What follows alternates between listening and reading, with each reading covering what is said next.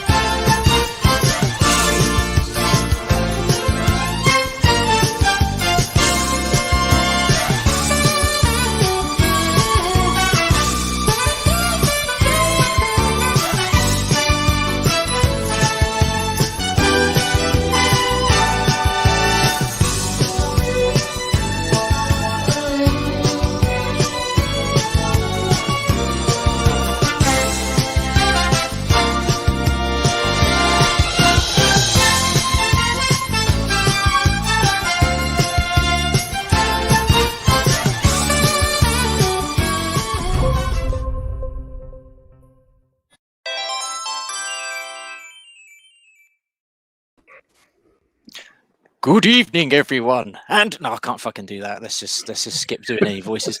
Good evening, everyone. It is Wednesday. It is 8 o'clock. It is time for Retro Gaming Revival Live. Some of us you may recognise because we've got names, and others you might not because I don't know. You might not have seen us before. So I have written some introductions because Ryan is normally pretty good at that. So let's see if I can see through this fucking thing.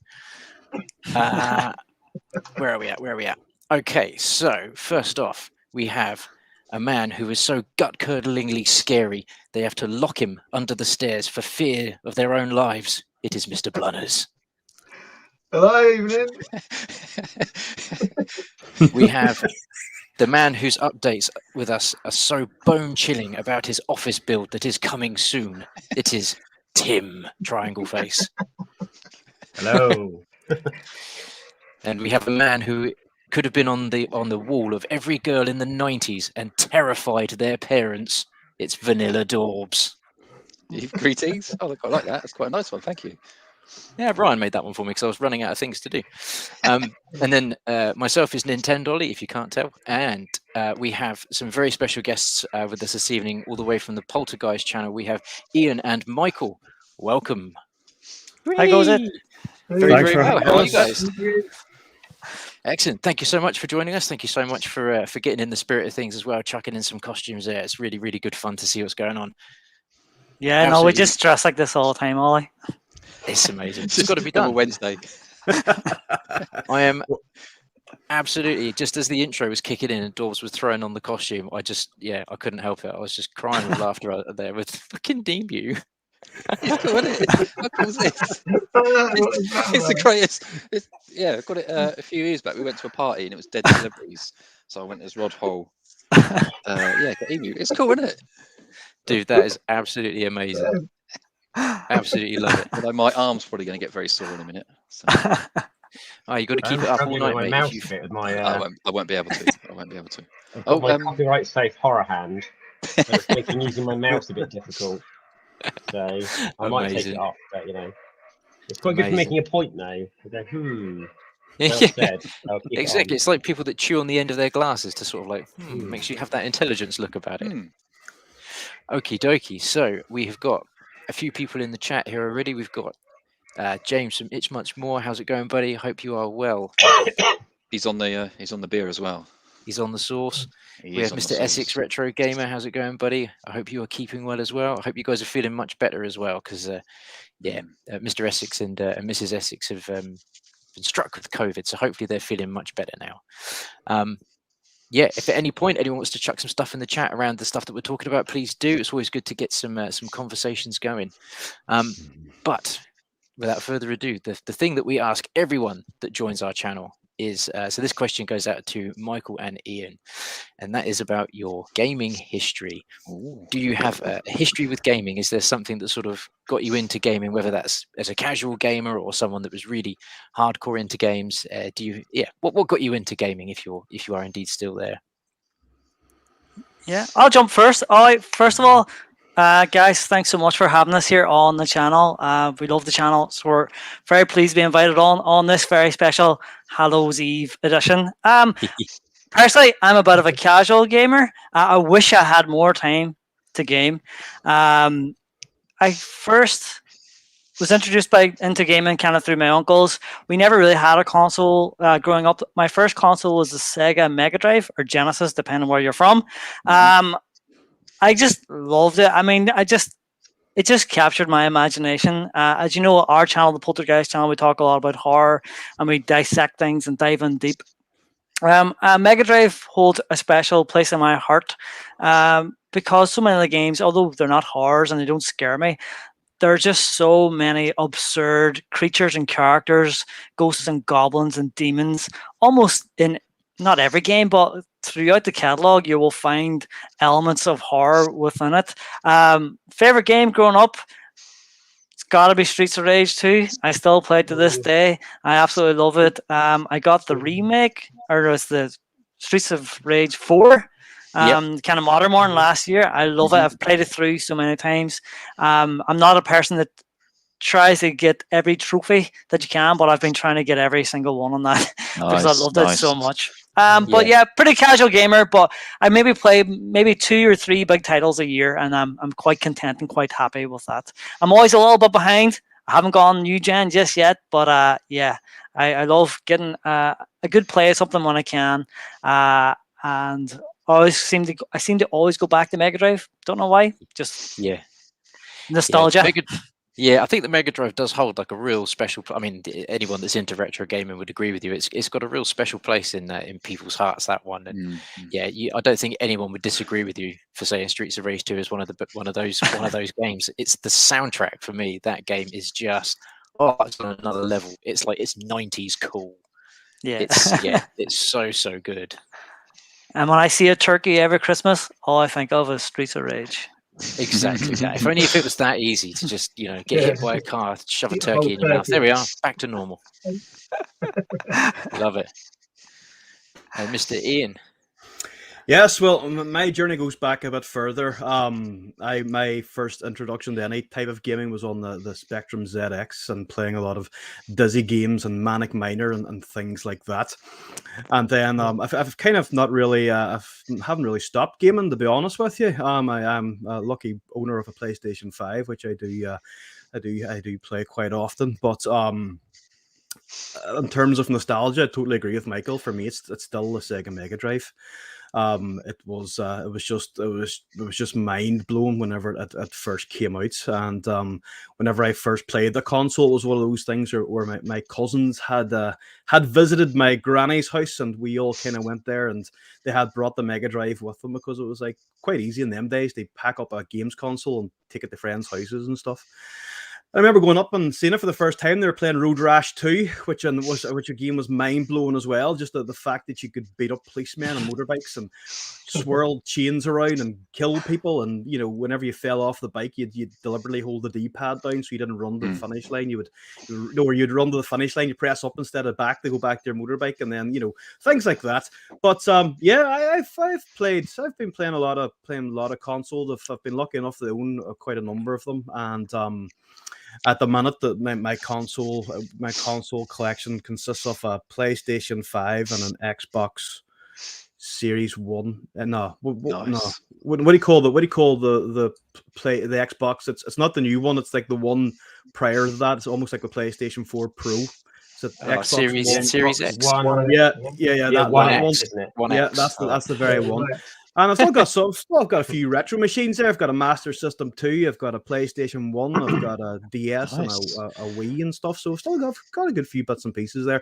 Still beating about the place. But yeah, no, my gaming history goes back quite a bit, and I kind of really haven't grown up or grown out of it, should I say, to my parents and my wife's disgust, probably. But yeah, I still have to.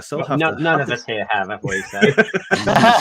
No, we're literally on a channel chatting on a Wednesday evening about video games. Yeah, none of us grew out of that. It's funny you mentioned about the Xbox naming conventions. I heard that there's a really big increase in sales for the Xbox One S skyrocketed in sales when the Xbox Series S came out. And you've got to know, loads of that has got to be people ordering the wrong console. Everyone's sold out of Xbox Series S. Here's one. Like parents have just been ordering like the wrong console because of how they've named it. They just got confused. I feel bad for everyone who got their kid a Xbox One S and they're expecting the Series X or whatever it is. Disappointment. What's this? At least the PlayStation, it just goes up a number. At least you know where you stand. Exactly. Yeah, it does make it a little bit easier. I'd love to know who at Microsoft came up with that, or Xbox, sorry, because I know they try and differentiate between the two, don't they? But yeah, it'd be good to see who actually came up at Xbox with that. So we'll call it the Xbox. Cool. Now we're going to call it the Xbox 360. Cool. What are we going to call the next one? Xbox One. Yeah. What? Okay. Xbox One it is. What's it going to be after that? The Series X. I'm actually going to have to take this head thingy off because it's really hot in this thing. Oh, dear, dude. Commitment, I've still mate. got Commitment. I'm still kind of like under a bed. Halloween-y. It's like this thing's like you can't really tell on the camera, but this front bit's like a mesh. So it's like right over my face, and it's just really hot. So I just take it off. I might actually do the same. This outfit was an homage to Ollie, who unfortunately had a inline skating accident, Ollie. So this wasn't homage to you. This costume tonight. So I'm taking the helmet off now. So. Thankfully, my bruises didn't last quite as long as that, and I certainly didn't have that much blood on my face. That's for sure. But thank you. Yes. Okie dokie. So, yes, being the Halloween one that it is, and you guys being our one of our favorite horror channels that you are, let's get straight into what it is that we want to be talking about.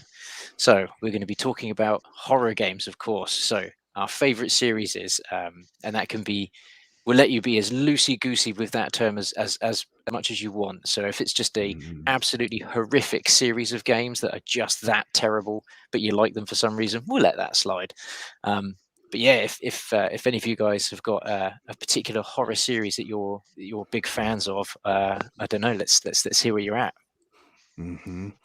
Well, I'll start then. For me, it's a no-brainer. It's always been the Resident Evil series for me. I remember whenever I was first introduced to the game, and when would it come out? 1996. It was maybe a year or so after. Whenever I first got my hands on it and played it, it was mind blowing. It was a game changer for me. It was an actual game that was horrifying, and it actually scared you to play it.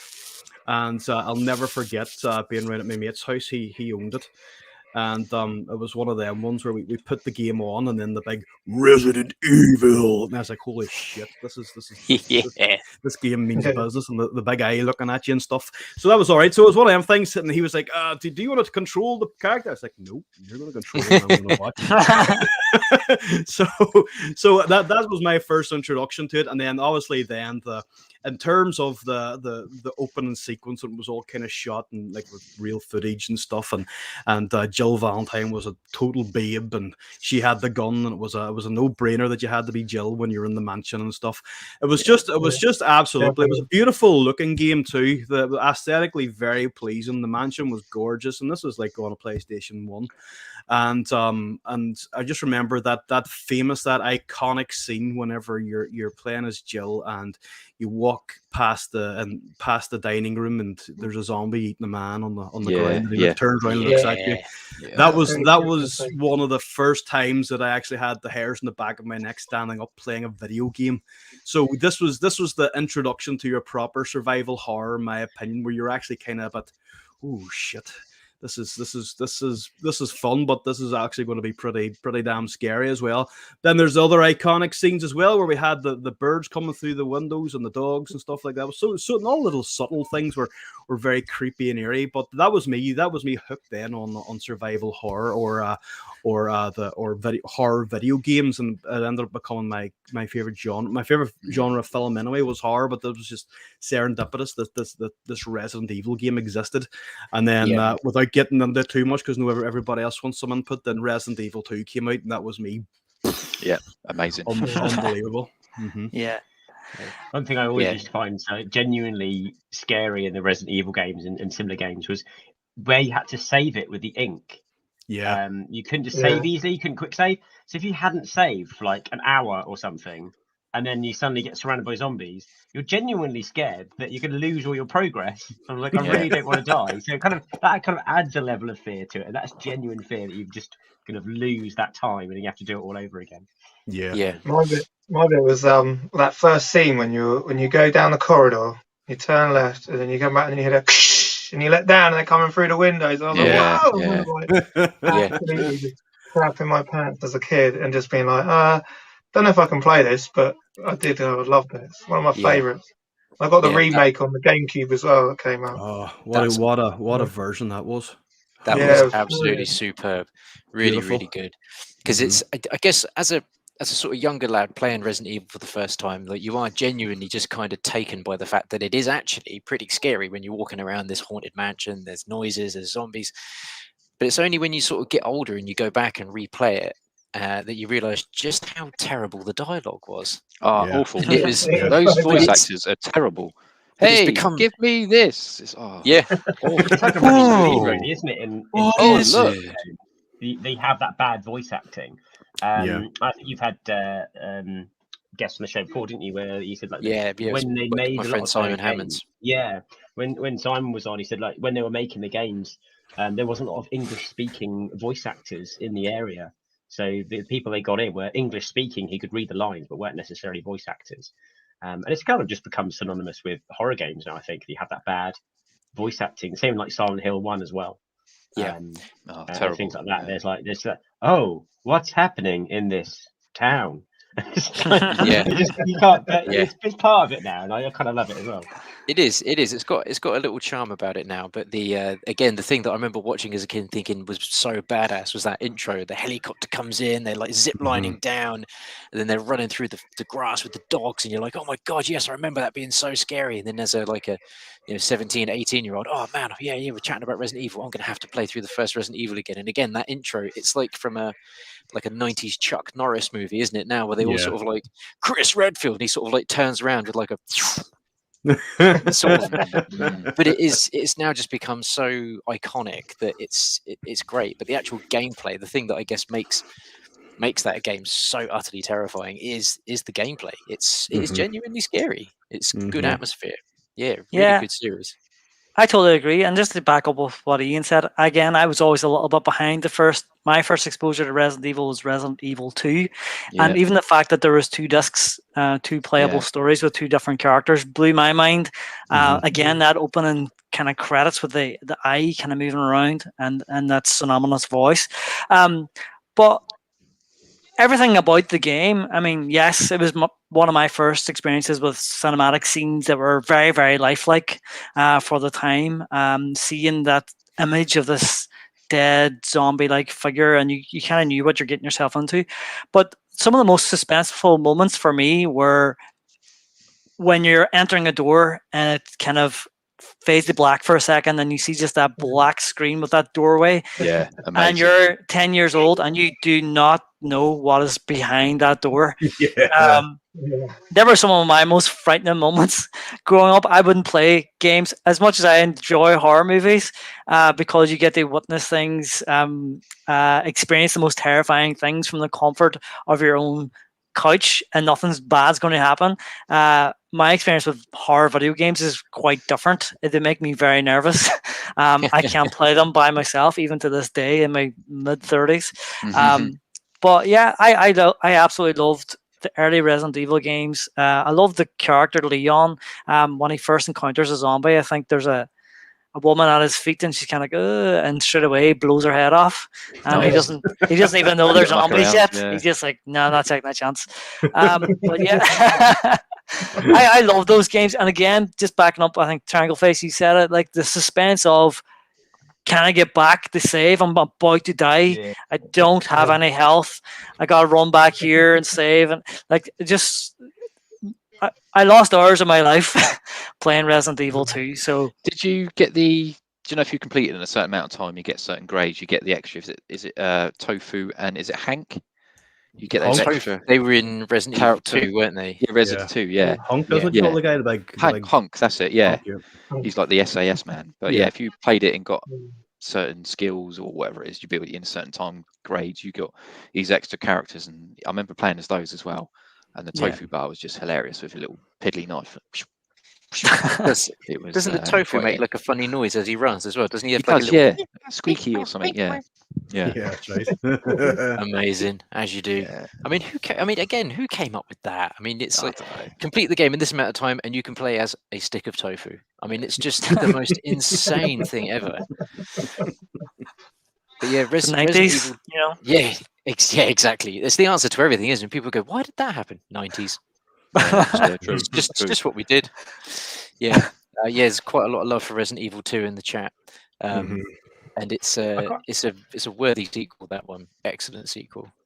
I think it's kind of overshadowed by Resident Evil because it wasn't as good. But I always quite liked the Dino Crisis games as well. Yeah, so they were Capcom too, weren't they? So it's pretty much Resident Evil with dinosaurs, wasn't it? I was always into like Jurassic Park. Zombie dinosaurs. So yeah, it was quite good. Again, it wasn't as good as Resident Evil, so I just don't think it ever got the love that Resident Evil has. But I did enjoy those games as well. Although I found it hard because I always kind of like to make sure I kill everything, and I think in Dino Crisis, the ammo you have, it kind of intends you to like just avoid things more. So if you shoot a raptor till it goes down, then you run and you just get to the other area. If you try and kill it, you just run out of ammo, and then you're screwed for the rest of the game. So it's doesn't really suit my play style, but fun game as well. Good moments in those. Good jump scare in Dino Crisis. Dino Crisis, maybe that can come up in a topic later on with talking about something a bit later on there. Before we move on from Resident Evil, I'd really like to know what people's thoughts are on the sort of series as it got to, we'll say, Resident Evil 3 and 4. It's sort of like for me, that's like the classic Resident Evil era, 1, 2, 3, and 4. Possibly Code Veronica X as well. I haven't played that as much. And then after that, we get Resident Evil 5 and Resident Evil 6, Operation Raccoon City, where it all sort of takes a bit of for me, it took a very weird turn. It almost ditched the horror in favor of action. And Resident Evil 5, I remember picking that up day one, thinking, yes, new Resident Evil, can't wait, set in Africa, it looks absolutely mental. And then as soon as I walked forward and held the aim button, my character stopped, or Chris stopped, and all of a sudden it went back to having to sort of like aim like this without moving. And I thought, hang on a minute, what's happened here? Like this hasn't happened since about the PS2 era. Like what's going on? And this is an actual design choice. I can't believe they've done this. And it's one of those games where I went back and replayed it much later and really did enjoy the story. But Resident Evil 5 just feels like it was a bit of a miss for me. I don't know how anyone else felt about that. Yeah, I remember getting that as well, Ollie. And again, I kind of told you off air that I'm not very competitive, and when there's a high level challenge, I sort of start to wilt. I had the same experience with it. I still have it downstairs in the box, barely played, and I remember just finding it so challenging and struggling to get past the first kind of area. That I get some people love a challenge. But for me, as a kind of casual gamer, I want a nice balance of, yes, it's a little bit challenging, but I can still enjoy the experience. I found Resident Evil 5 very frustrating. Yeah, it was a weird one, a real weird one. And then Resident Evil 6 was just even stranger. I loved the concept of it being sort of like short little campaigns with loads of characters. But the whole thing, I seem to remember taking 50 hours, and you're just thinking, a 50-hour Resident Evil game is not what anybody wants, at all. It's too long. It's too much. You get bored. You do. And Leon's probably my favorite Resident Evil character, and his campaign was so dark. You had to turn the brightness up on the screen, and then as soon as you get to the next campaign, I think it might have even been Chris Redfield. It was just bright daylight again. Like, oh, geez, I've got to turn the brightness down again. Real strange. But then, Resident Evil 7 and 8, straight back to the horror roots, and it was, Resident Evil 7 genuinely back to the original, like pap your pants, terrifying. What do we all think of? There we go. What do you all think of the remakes? 2 and 3 remakes. I like the second one was brilliant. Resident Evil 2 was brilliant remake. Really. Three's a bit rough, I think. I like 3. I prefer 3. I've not done 3 yet. I would like to play 3. It's very. I like 3. I like 3. Are they worth for someone like me who hasn't got them? because I don't know, I quite like the nostalgia of the original ones, and I do like to go back and revisit them time to time. And yes, they're more difficult to play now because we're used to DualShock and analog and smooth movement and all this kind of stuff. For someone who hasn't got the remakes, are they worth getting? Oh, I definitely Yeah, think so. yeah, 100%. Yeah, absolutely. I mean, I've not played 3, but two was excellent. I think it's definitely worthwhile. Yeah, 2 was really fun. 3. I think a lot of people who like Resident Evil 3 anyway do really like the Resi 3 remake, but I think the general consensus is it's a bit too short. It feels like it could have been like a bit of a DLC for the RE2 remake maybe, but people still love it. It's possibly one of those most run speed run games. People just absolutely adore it, and it is great. It's really I really great. have to invest in Resident Evil 4 on the Oculus Quest. Yes, the VR. Resident Evil 4 in VR. That looks pretty cool. So yes, absolutely. Resident Evil 4 is my favorite. One of my favorite Resident Evil games. They haven't. This isn't a remastered one. They haven't brought out just yet, but I think they are doing that. But oh my god, it's only a matter of time, isn't it? I remember playing that in the GameCube, and it was like, it was mind blowing. And I used to work in Virgin Megastore at the time when that game came out, and you could pre-order it. It was like one of the first kind of games you could pre-order in a shop.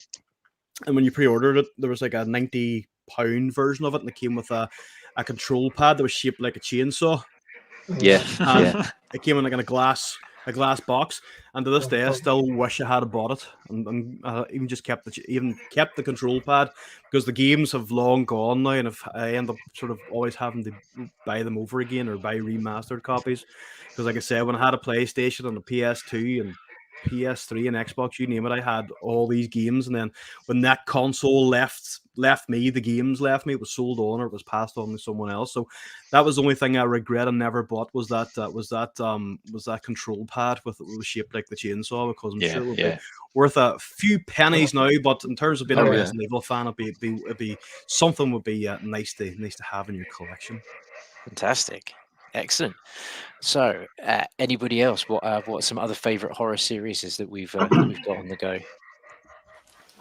Let's go with Blunner, seeing as he's top right to me. Okay, yeah. Well, my favorite one was Dead Space, the Dead Space series, and I remember I was living at my parents' up in the loft. I just bought myself a subwoofer, and I would sit on this subwoofer, pitch black. I remember the first time, because I didn't know anything about Dead Space. I just heard it was a good game. Oh, shit. I just hit that. Stop right there! I can't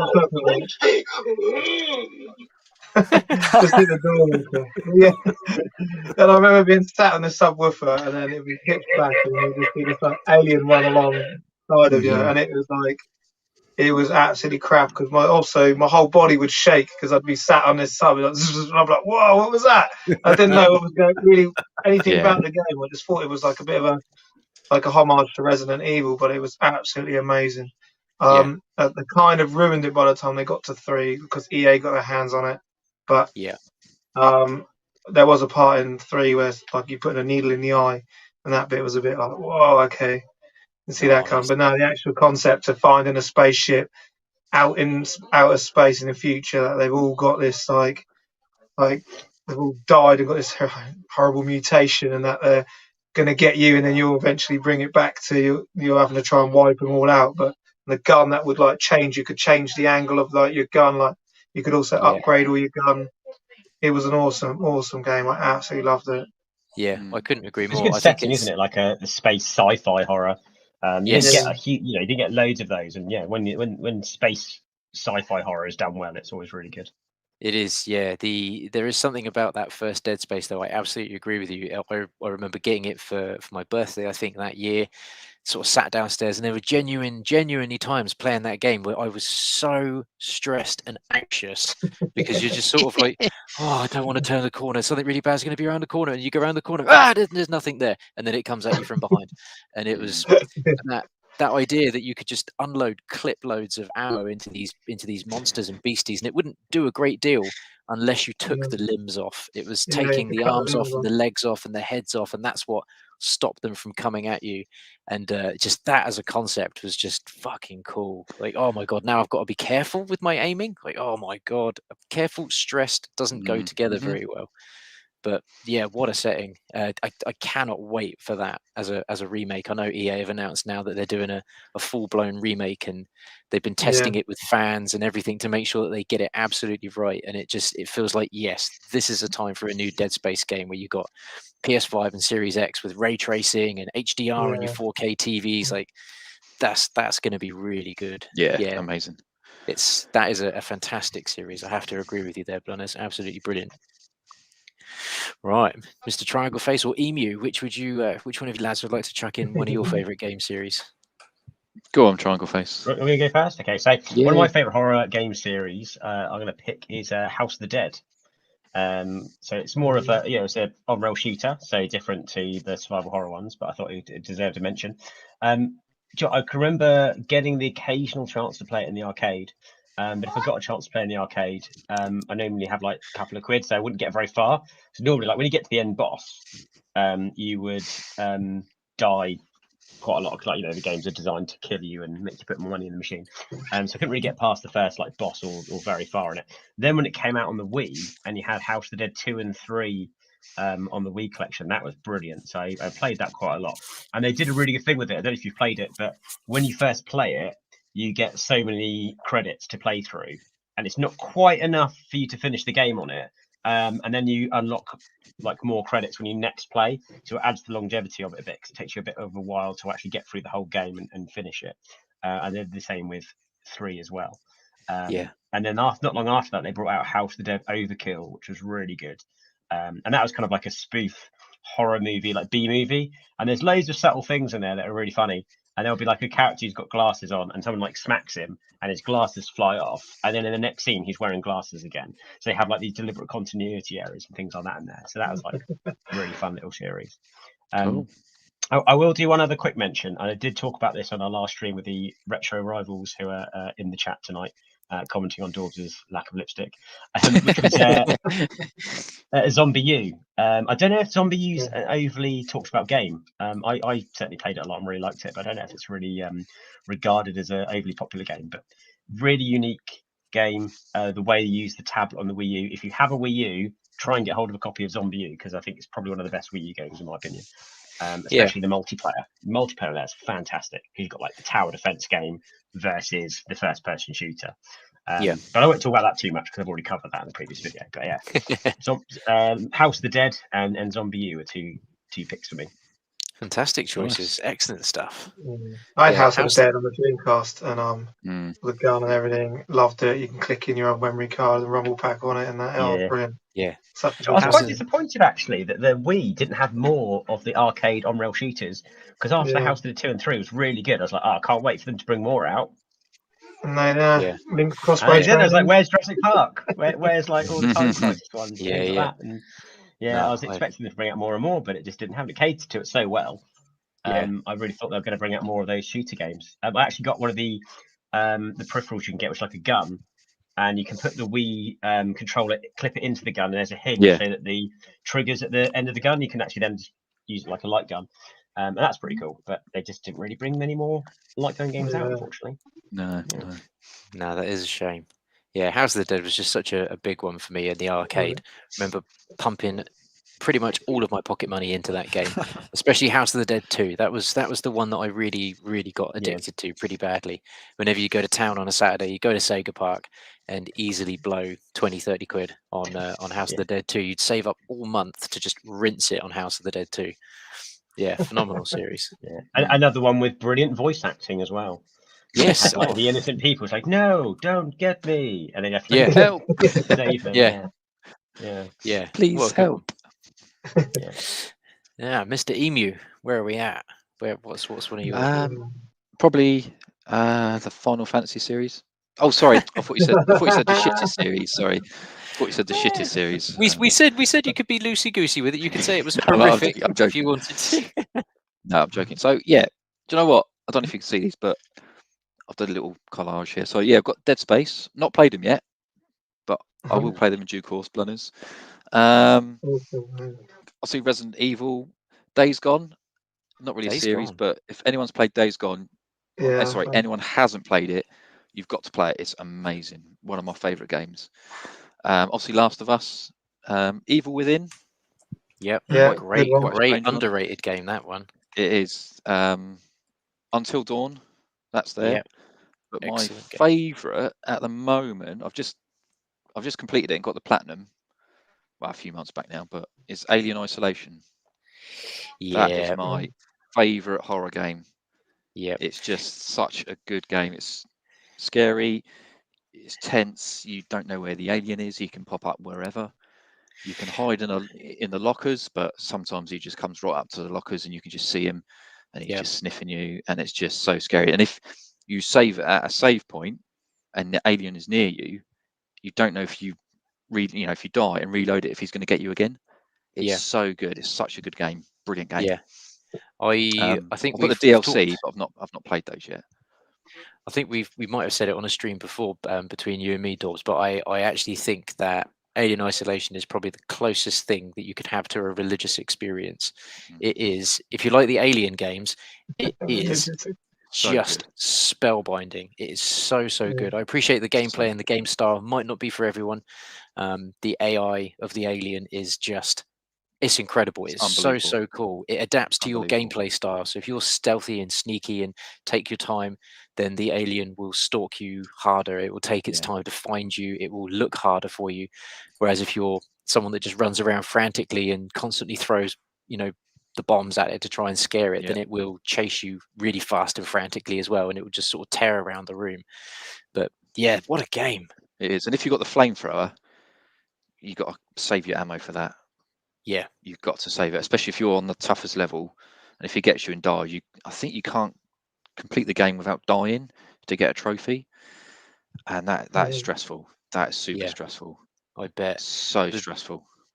But it was the save points in that game that I actually really liked. I loved the reintroduction of save points because going back to Resident Evil, it's just got that nostalgia thing about it. It makes every save count, and it actually just means, right, well, I can't just casually be like, right, I'm gonna turn it off here and just walk off upstairs. It's like, no, I've got to find a save point now, otherwise I'm just going to lose the last 3 hours of my life. And there's one scene where I can't remember which is, I think near the end, where it's a cutscene and he just comes out the vent, and it's mate, if you're listening to it with headphones in the dark, I think what's his name, 16 Bits and Bobs, he put a video on his Twitter a couple of weeks back, him and his mate playing it, and the alien comes out and literally they crap themselves. It's so funny. You've got to check out his Twitter. It's absolutely hilarious. They scream like little girls. It's well funny. But yeah, cracking game. And even the androids in it are scary. They're horrible. And then later on in the levels, you get to meet the face huggers, which just so stressful. There's a level where you got to basically do some switches, and you're going through all these little tunnels, and all these face huggers come out of you. There's eggs there. There's the alien there trying to find you. It's mate, stress level is horrendous. Absolutely awful.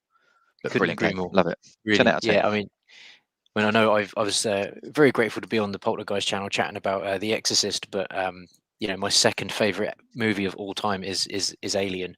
It's always that debate of Alien or Aliens, which one is people's favorites, and it is. I think if you say either one, you're correct. Yeah. But when you watch it, do you watch the director's cut for Alien, or do you watch the theatrical cut? Oh, yeah. I actually, this is going to sound so fucking stupid. Aside from having like the box sets of all the Alien movies together, every time it comes out or gets re-released, whether it's DVD, Blu-ray, 4K, I always have to own Alien on its own. I like to have it on its own so that I can watch the director's cut and then pretend that the rest of the films don't exist. There's that. Derailing ever so slightly because we love a derail. The additional scenes in the director's cut for me make the rest of the movies completely irrelevant. The additional scene where Ripley goes into I can't remember where she climbs down into like a room, and it's got Dallas sort of cocooning in the wall in what looks like an egg coming over him, and it almost insinuates that the reproductive cycle of the alien is it kind of catches you, it sticks you to the wall, this crap like makes its way all over you, and you slowly disintegrate into this egg and you almost become the embryo, which becomes the face hugger, which then sort of does it, which negates the need for a queen. Mm. And I have just you got thought the have you got the 4K cut yet? Yes. Have you watched the director's cut on that? I don't think I have. I think I watched the theatrical when I first watched it. Because I think the extra scenes are not in 4K. They're just in standard. I was like, that's going to drop, isn't it? It's so disappointing. It's a good, it does look amazing, but the extra scenes for the theatrical, for the director's cut are not 4K, and you can tell a difference, like really, really bad. Yeah. But apart from that, really good. Yeah, love it. Very, very cool. For me, my absolute favorite series of horror games has got to be Silent Hill. Though these games are still to this day absolutely disgusting and wretched and macabre and wonderful. I cannot get enough of that series. One of my favorite games of all time is definitely Silent Hill 2. That game just took, for me, survival horror into a very, very new dark place. It's one of the special features on the DVD that comes with Silent Hill 2, where the directors actually talk about studying what terrified the human soul. They decided that extended periods of nothingness terrified people. So that intro to Silent Hill 2, where you're in the bathroom and you sort of trying to find yourself, where am I? Then you basically run through the woods for about, I don't know, 3 or 4 minutes, and there's just the occasional noise, but nothing else is done deliberately because, study said that would be terrifying, and it bloody well was. I just can't get enough of that series. And one that I think is criminally underrated for some reason is Silent Hill 3. It's there's a part in that where you have to kill God. I mean, that's pretty intense, right? Is that possible? Right. It's well, maybe it's not the God, it's a God. And then Silent Hill 4, it's okay. It's not the worst, it's not the best. And then Homecoming on PS3, I kind of enjoyed it. Downpour, I kind of liked as well. I liked the fact that it made the use of all the new technology and stuff that was going on. But it's just after that it kind of went a bit of a miss for me. It sort of disappeared into nothingness, and then we got Book of Shadows on the Vita, which is sort of like a Diablo clone, and it just sort of went a very strange direction. But Silent Hill for me is one that I still think today is pretty terrifying. I'm glad you brought it up, and you can correct me if I'm wrong, Ollie, but one of my most terrifying video game experiences of my life to this day is playing the demo, or the playable demo, PT. Wasn't that part of the Silent Hill game that got cancelled? Ian and myself played that one frightful night where Ian had already played it, and he knew that I'm a bit squeamish. Yes. I thought it's cancelled now. You can't get it, can't you? Not? It's like gone into oblivion. Can't even get the demo. Can't even download it. Absolutely disgusting, disturbing. So much suspense, drama. Seeing the little baby in the sink, seeing the little ghost behind. I mean, I know, like the glitch effect is overdone now, but at the time, I'm not sure what year that came out. When would that have been? Ian, help me. 2014, 15 kind of time? Yeah, I think it was 15, 16 or something, Like the glitch thing hadn't been overdone at that point, and I remember it scaring the absolute shit out of me. Yeah. I'm really glad that you brought that in as well, because it's one of those little moments where it's kind of, I don't know, the excitement about what Silent Hills could have become is almost as exciting as having the game itself. I mean, of course, I would have loved to have had the game and actually played it, but the fact that we got this playable trailer, which no one knew what it was until you completed it, and then you got the mandolin and you got the Silent Hills logo, and it was like, oh my god, there's a new Silent Hill game coming out. And Hideo Kojima and Guillermo del Toro are involved, with Norman Reedus starring. Like, how can this get any better? And then Konami just like sweep that rug out from under everybody and go, nah, you're not having that. So the actual, it's just, I think the what if factor of PT and what it could have become is so exciting. But I think maybe it will just be one of these things that we'll never get. Yeah. So Resident Evil 7 Biohazard is a kind of first person view as well. Did they kind of sweep up and kind of jump on the bandwagon and fill that gap? Is that like your perception of why Resident Evil 7 was the way it was? Very similar, haunted house kind of vibes. Not sure where you're going, what to do. And maybe I'm reading too deeply into it, but is there something there? I think you could be right. I can't remember what year Resi 7. Someone look up when Resi 7 came out. The year. I think it would probably be on the back of the box. I think it was Michael. 17, maybe. I do find like Resident Evil 7 is so different in like story and style than the other Resident Evil games. It almost feels to me like it didn't need to be branded as Resident Evil. It could have been something else. And obviously, they brought in Umbrella into it, and it was kind of linked in, but it wasn't zombies as such, was it? It was like the molded. It's a brilliant game, though. Really, really good. But I felt like it could have been a standalone game that wasn't part of the franchise. It could have just done something new with it. Yeah, but, I do kind of agree, though. I do think that that sort of Resi 7 did fill that void that PT had kind of given everyone. You know, I don't think anybody sort of really knew how much they wanted a first-person horror game at that time, and it turns out really badly. We really wanted it. And the fact that Resident Evil 7 turned out to be an actually incredibly good game that was genuinely scary as well, just it did fill a void for me. But with Silent Hill being that pull for me, it's my favorite horror franchise in terms of gaming. It just, even when I played, even the new Resident Evil 8, I'm just sort of playing through it thinking, oh man, PT would have been so good. But yeah, I think you're right. I think it did maybe I don't know how long Resi 7 was in development for. Maybe they'd kind of got on wind that Silent Hill was going to be going first person and thought, yeah, we could get on this. And then the fact that it didn't come out, I think did them the world of good. 100%. Yeah. Two great games, though. Enjoyed them both. Yeah. But PT, the game that I wish it had have come to light. Yeah. Well, there might be a topic later on that we can bring that up in. Some very, very quick honourable mentions from me, just purely because horror is one of my things. Not really horror, but I guess it's spooky. Luigi's Mansion. Can't go wrong with that game. It's charmingly wonderful. Project Zero. It's quite a unique Luigi's Mansion 3. Love it. Project Zero, bit of a unique take on the sort of horror franchise where you're sort of taking photos of ghosts. Arguably one of the best games ever made. I'm counting it as a horror franchise. Bioshock. How a major studio, I mean, I know Universal had the film rights to it and they sort of fucked it up a little bit, but how no one has made a good Bioshock movie yet, I don't know. It's there. One that not many people talk about anymore, Condemned on the 360. Yeah, really good game. Very creepy, very creepy. And then just because it's arcade goodness and everyone's been sort of giving the Mega Drive some love, Splatterhouse 2. Oh yeah. The Jason Voorhees ripoff where you just... In preparation for Everchat tomorrow, I've been playing some of the horror games on the Evercade. I've been playing through Splatterhouse. Yeah. I hadn't actually played before, so it was my first time playing through Splatterhouse 2. Yeah. No, they are cracking games.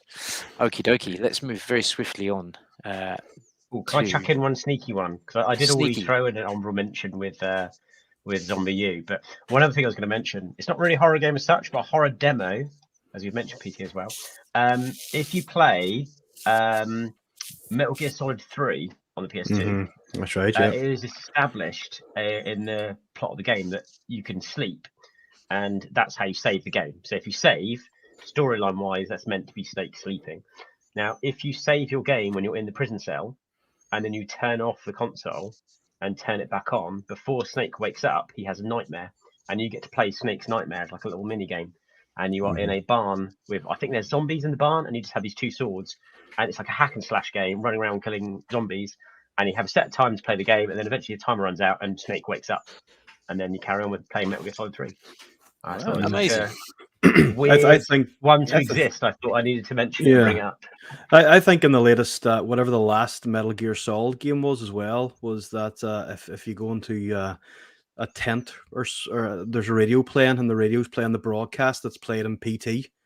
You know, that newsreel that we hear in the radio, you can hear that's in the latest Metal Gear Solid. I'm not too sure which one it is. I'm not big into it, but I remember seeing a clip online. If you take him into a tent or he must be hiding from someone.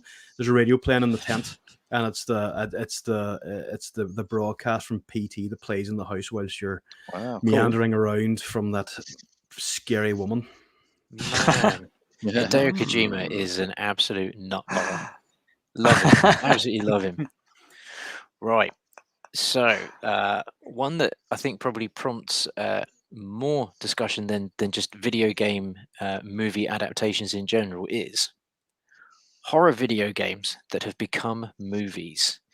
Lots of people always talk about the fact that video games don't translate well to movies, and there are no good video game movies. I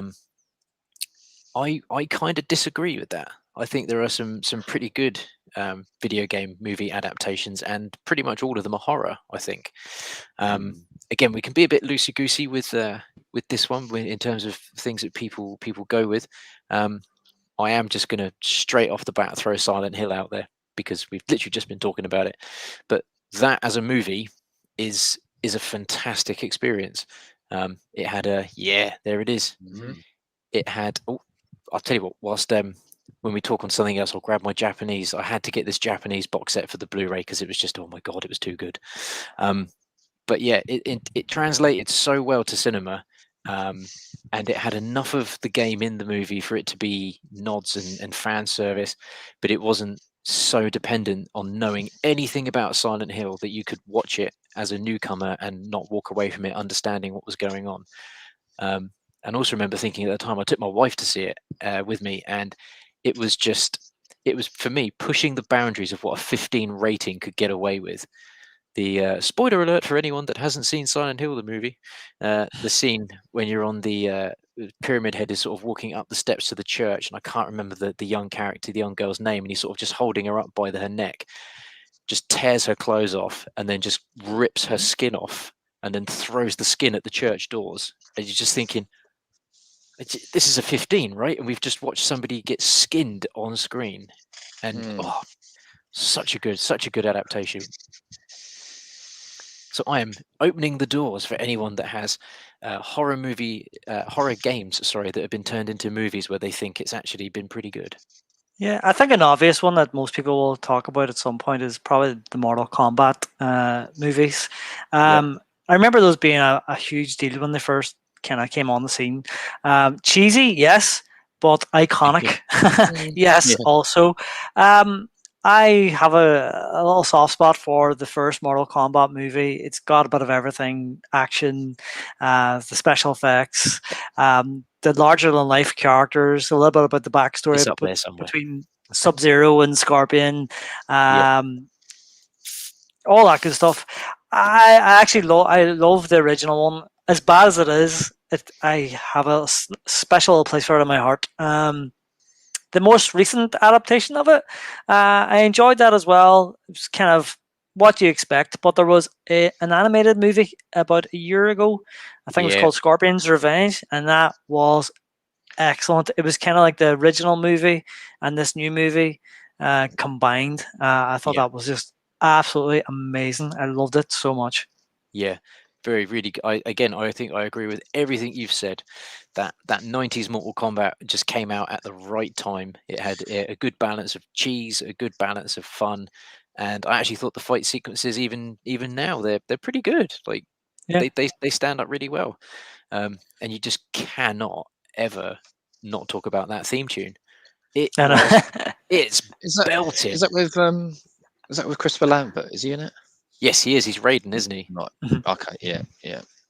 Yeah. Absolutely fantastic one. But yeah, that soundtrack, I remember renting that with my parents and just hearing that Mortal Kombat. You're like, oh my God, do, fucking brilliant! It's so good.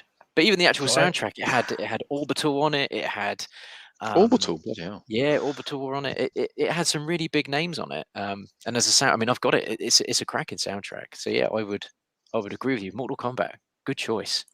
Who is your go-to Mortal Kombat character? Scorpion. Sub-Zero for me. Tim, I will see you in a fight sometime. I go Raiden. Raiden every time. Raiden is a cracking good character. Yeah. Right. Somebody else. Is there a horror game that has become a movie that you would rate? I was just going to, before we move on from Mortal Kombat, I just wanted to mention I had a bit of a soft spot for the series they did. I can't remember what it was called, but it was kind of naff. Conquest. Was it? I can't remember which one it was called, but they kind of looked like they had the same set pieces and props as like Xena and Hercules. Yeah, that kind Mortal of Kombat TV Conquest. show. Yeah, I've got that on DVD. So it's bad. It was kind of bad, but it was just, you'd have these like very loose storylines, and then you'd have a fight scene, and like cool music would play while they did the choreographed fighting and everything. And the thing I liked most about it was I think they only had you might know better than me, Ollie, but I think they had like 2 series, and at the end of the second series, Shao Kahn basically gets all of his shadow priests to go and kill all of the defenders of Earthrealm, and they succeed, and they basically kill all of the heroes in it, and all the different heroes die. I think they kill Raiden, they kill Kung Lao, and everyone gets killed. And the end scene is just like panning in on like the Mortal Kombat medallion, and Shao Kahn is laughing, and then it just ends. Now the studio's meant to do another series, and I think it's a plot in some of the games where basically he's broken the rules of Mortal Kombat, and the Elder Gods turn back time and give the heroes a chance to like undo what he's done. I think in some of the games, like Raiden goes back in time and tries to help Earth stop it from happening. But then Series 3 never got made, so that didn't happen. So in canon, in that series, Shao Kahn just actually kills everyone and wins. And I just thought that was actually a better ending to the series. Just like, yeah, actually, let's let Shao Kahn kill everyone with the Shadow Priest, and then they call it a day. Yeah, interesting. I like that. Yeah. Right. I'm gonna open the floor up. Anybody else? Any horror games that have become movies that they enjoy? They could be guilty pleasures. Would allow guilty pleasures. Well, this one started off well, and then kind of took a bit of a turn at the end. Kind of, it was all right at the start. It was it's a bit of a guilty pleasure of mine. I don't mind it up until a certain point, but I think when we kind of go into first person mode in the film, then it kind of gets a bit naff. But I didn't mind it. I thought it was a good film. It wasn't the best. It wasn't the worst. But in terms of a horror video game being made, and of course this was just a complete car crash. And the new, I thought the new trailer was a fan made. It looks horrible as well.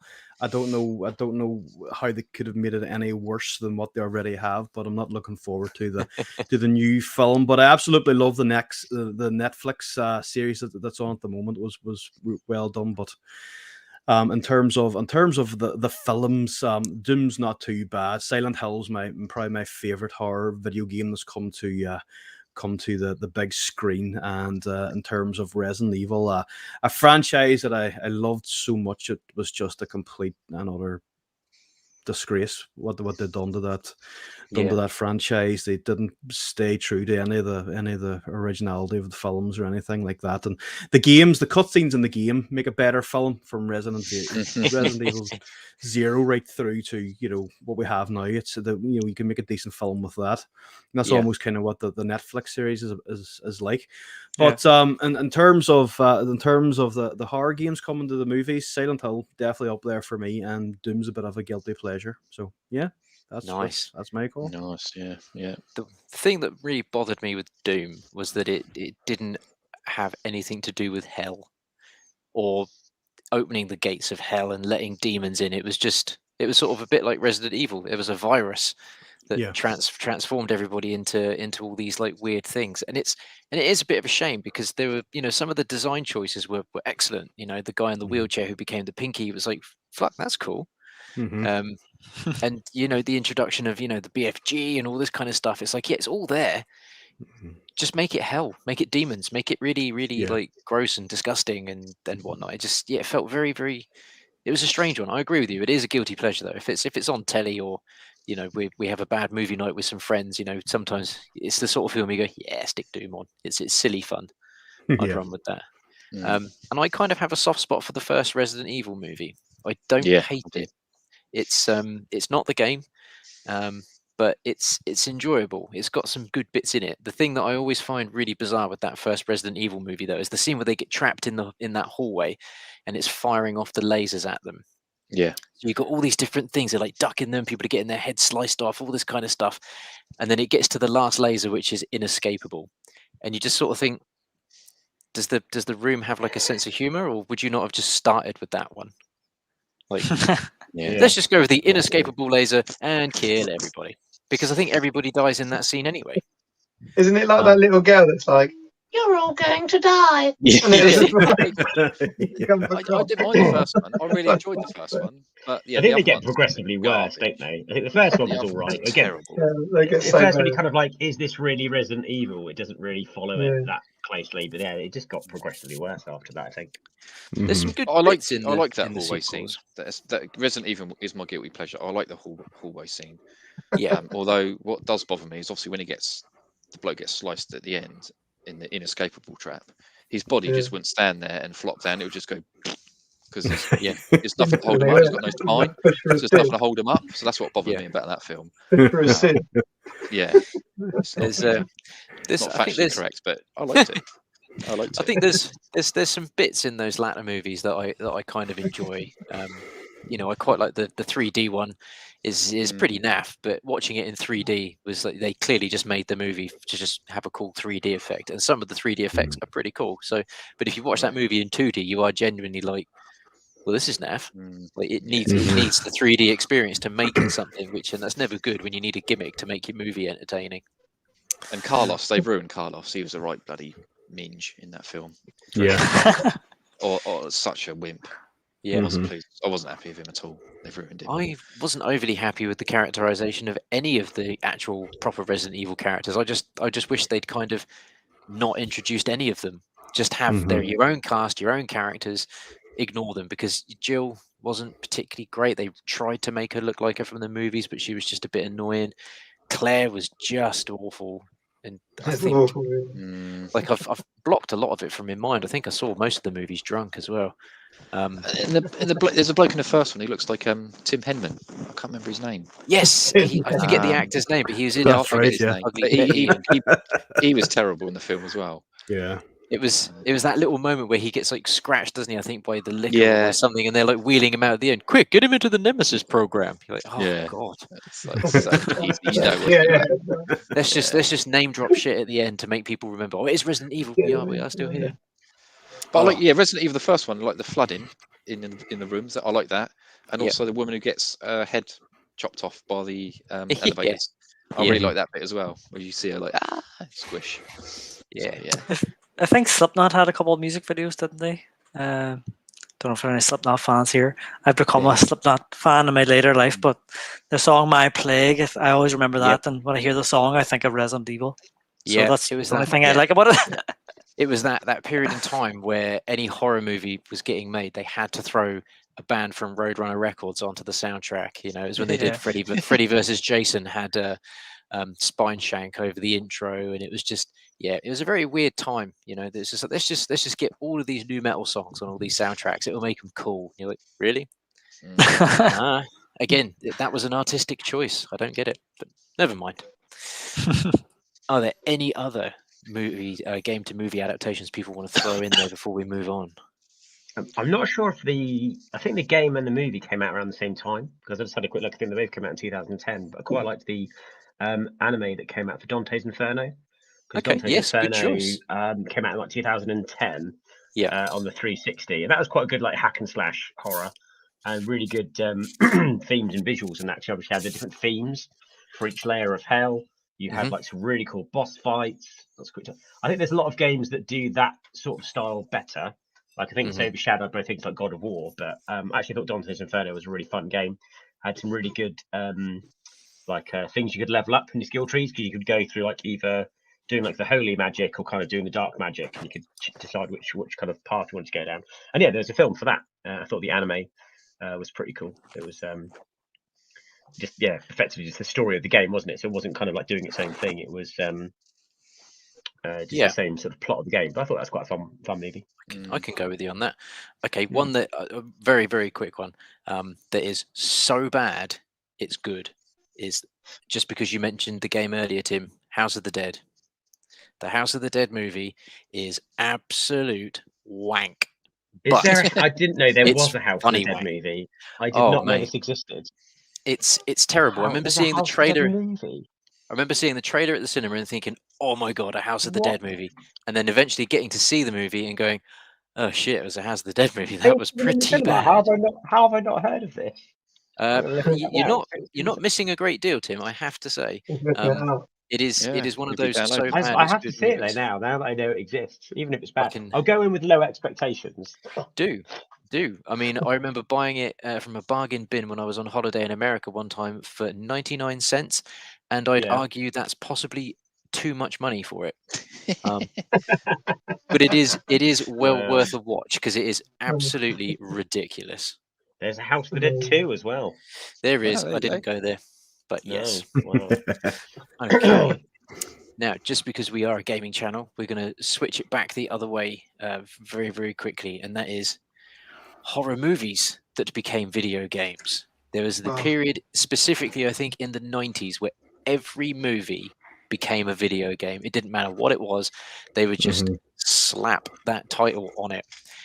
Does anybody have any horror movies that have become video games that they think are worthy, or even they just have some nostalgia for? Ghostbusters. Yeah, Good choice. Which Classic. Ghostbusters game are we talking about? Because there's the awful one on the NES where you boot it No. in, and Original. over the as soon as it comes up, you hear this thing go, Ghostbusters. Yeah, that's the one. Yeah, I had it on the Commodore 64. That's the one. It is Absolute classic. It's Crazy. certainly something. It is such a good game. Ghostbusters. Yes. I have to say, I was going to bring it up. It's probably my favorite game of all time. As a huge Ghostbusters fan, this is the third movie that I was waiting for my whole life. I read all the fan speculation, and I read the leaks about Ghostbusters in Hell, the third movie that never made it. I watched endless videos of people talking about Bill Murray and why he won't do it. And it actually really annoyed me when they made the game, because I was like, what? You all got together. You've made this. This is something that could have happened. But as a fan, this was everything that I always wanted my whole life. We got the gang back together. I don't care if it was, Bill Murray having a shit. I would have loved it. I just thought it was absolutely fantastic. We got to see all the, all the characters, the ghosts that we have come to expect. We got to find out more about the library ghost. We learned more about Shandor and Gozer and the cult. It's probably not a horror game. It's kind of disguised with the comedy and the special effects, which is what Ghostbusters was. It's what Scooby-Doo was as well. Do you know what I mean? Yeah. But for me, it's just everything I always wanted. Is it tedious? Probably, yes, sometimes. I quite liked that you got to play as a rookie. Could have been me. I know there was a DS version where you could select a man or a woman, and maybe you could change skin tones or something. I think that's pretty important as well. It was a bit more of an immersive experience. But yeah, I absolutely love the Ghostbusters game. I could talk about it and go on about it. But yeah, I love it. Did you listen to all the answer machine messages when you're in the fire? Of course I did. I did everything. So did I. Click next. I just love sliding down the pole. I was happy. No, yeah, I really enjoyed it. I enjoyed the online gameplay wasn't too great, but I even enjoyed that. I mean, I've been waiting for this for my whole life, and I was just very happy when it came along. I even remember when it was released, Xbox 360, a couple of days before it was released, they decided to cancel the European PAL version. It was like a year later that came out, and I was like, oh no, it's the only game I've ever got imported from the States. Paid that hefty fine. Yeah, loved it. I am smiling under the sheet. It is a good game. It is an exquisite game, and I completely agree. It is Ghostbusters 3. And it's nice that the remaster on the PS4 was dedicated to Harold Ramis as well. It was. Yeah. I mean, Ghostbusters is normally everybody's first, I think, horror experience. I think it's most people's first experience of a safe, scary movie. There are scenes in it which are scary. There are scenes I remember watching it as a kid thinking, "Oh my god!" And even I remember hiding behind the sofa when in Dana's apartment, and the arms come out of the chair and hold her in the chair. Like, man, that terrified me so much as a kid. But it's a safe horror franchise, I think, for kids, and it's wonderful. I'm really hoping Afterlife. Yeah, very good point. You don't really think about it being I don't really think about it being a horror film, but now you mention it, it's like actually there are some scenes that are like proper horror scenes, aren't they? Yeah. It's just Yeah, Even you think of the film as a whole, it's like just a fun, it's a fun movie, isn't it? It's not really a scary movie, but actually there are some scary moments in there if you're, especially if you're watching it as a young kid. Yeah, it's Ian definitely. and I talk a lot of that opening scene, Ian, in the library, where the camera kind of follows the librarian, and you don't actually see what's happening, and that is terrifying. Great acting as well, but yeah, you're right. It's a safe horror film, but there's a lot of horror elements in Ghostbusters, and I definitely categorize it in horror comedy. I used to be annoyed people categorize it as a Halloween film, but I totally get it. It is. Yeah, it's good. I'm going to throw a really weird one out there, just purely because it's something I used to have in my collection as a kid, and it's one of these games. I'm lucky enough to still have quite a lot of the games I had as a child in my collection, which is great. But there are a handful of them that I've gotten rid of over the years to buy new games, and I'm going to class this as a horror film because it's in that genre really. And I've managed to pick up a copy of this game on eBay recently, boxed, and I didn't have to pay the extortionate prices that they are going for it at the moment. I must have been very, very lucky, or everybody else in the world was asleep at the time. And that is Addams Family on Super Nintendo. It is a simple as shit platformer. You just have to go around the house and try and save your members of the family because Tully and the other, I can't remember the other woman's name, have kidnapped all of the members of the household, and Gomez has to just go around the house saving them. And it is just as simple as that. But I had so much fun with that as a kid because I loved the Addams Family growing up. I thought they were so cool. Wanted to desperately live with them, even to the point where when you'd seen the movie so many times, it was move on to the TV series, and the TV series held up really well, even though it was black and white and really old even when we were younger. But yeah, for me, that's a cheeky little retro horror game that was based on a movie that I really enjoyed. Yeah, other than the Aliens games for me, really, like you've already covered.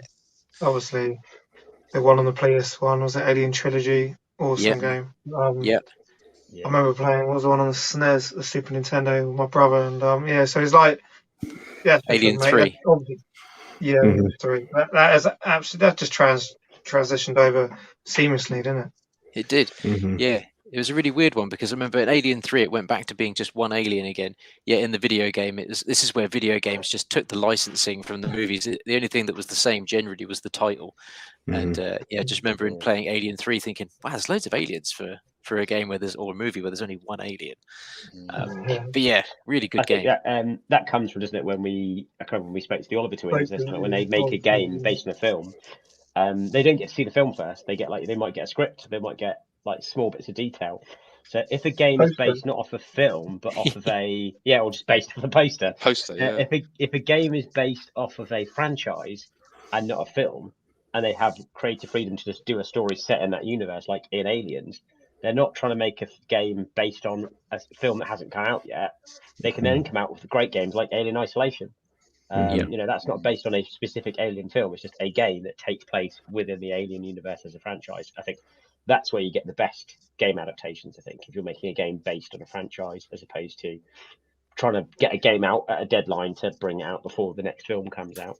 Which I think is where you get any game which is like a game based on the film, which has kind of that disappointing feel to it, is generally going to be one that's tried to be a direct release against a film coming out.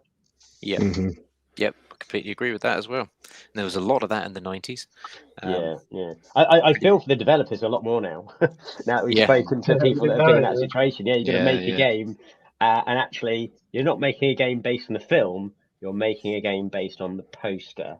Good luck with that. So it makes a lot more sense to me now. I look at some of these games, think, they probably just didn't have anything to work with.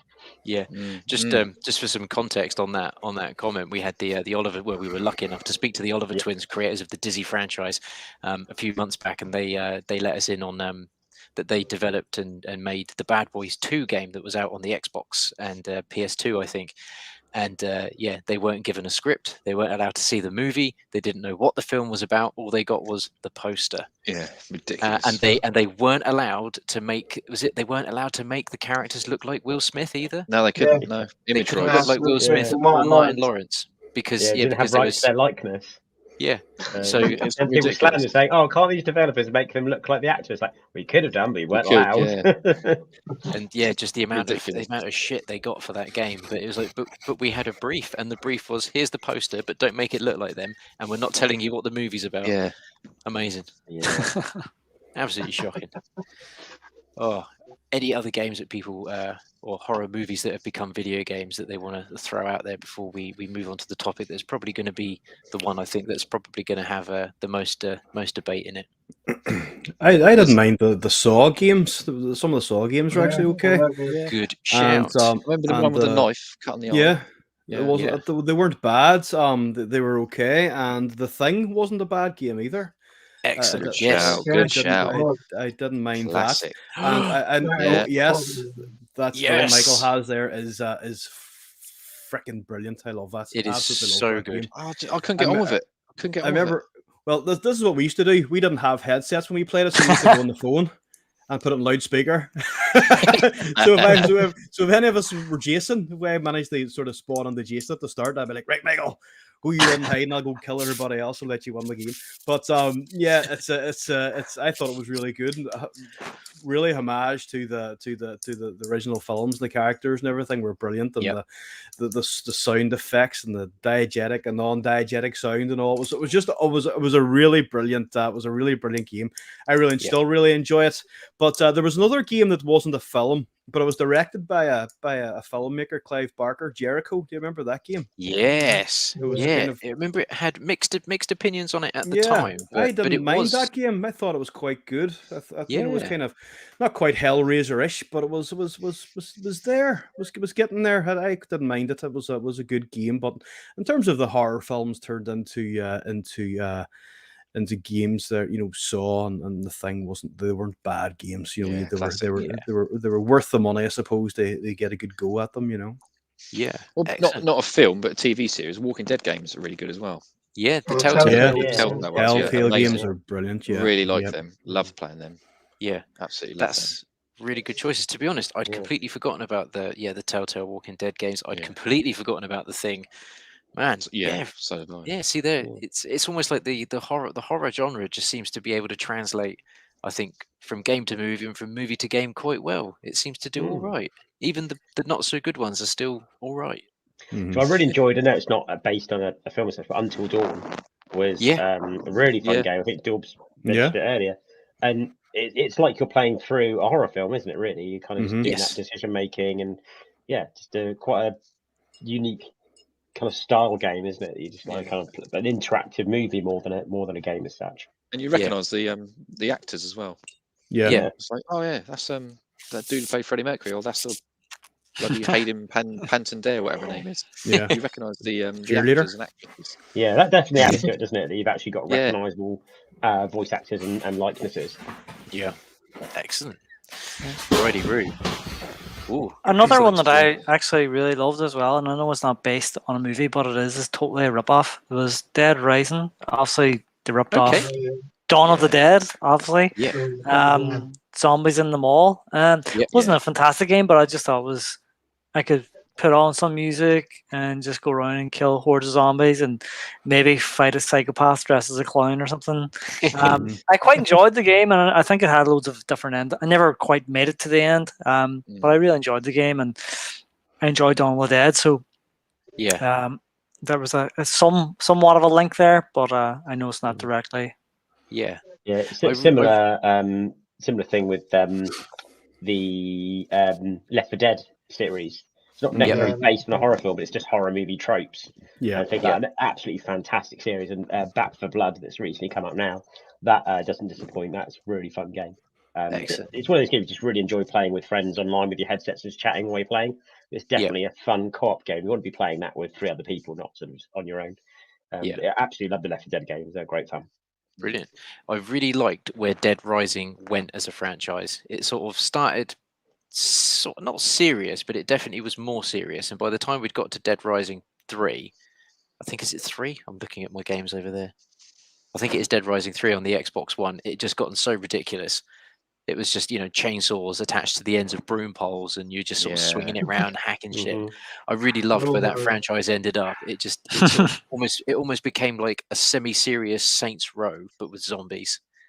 I really liked where that one ended up. Really good franchise. Okie dokie. So the topic that I think will probably get people talking, I guess, the most will be horror games that need to return or that need a remake.